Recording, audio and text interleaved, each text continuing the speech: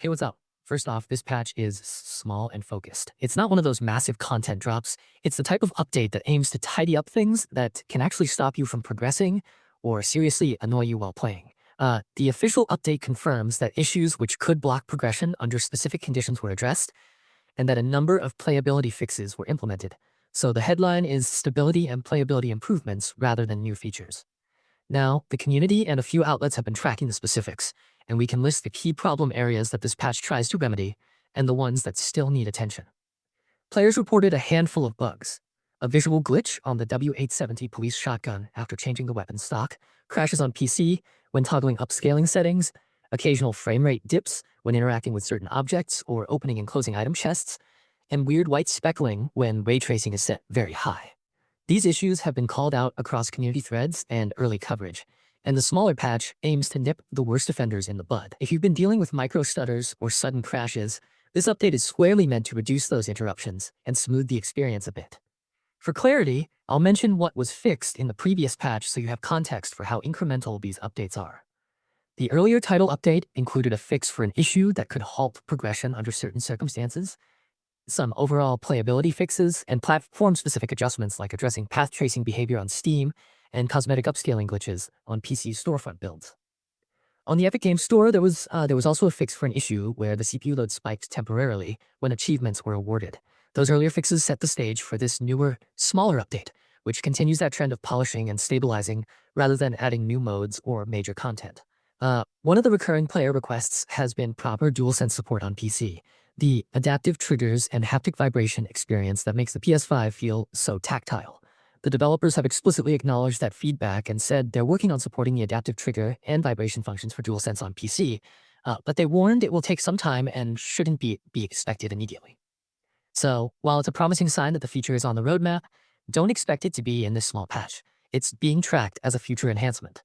In the meantime, community modders are already tinkering with ways to get adaptive trigger functionality via third-party mods, which shows how much people want that extra tactile layer.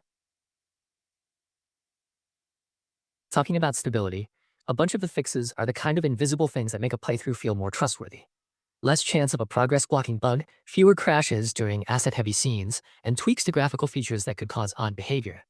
The official messaging is short on granular detail, so outlets and patch trackers have filled in the gaps by listing the known problem areas I mentioned earlier, which helps players troubleshoot if they still run into trouble after updating.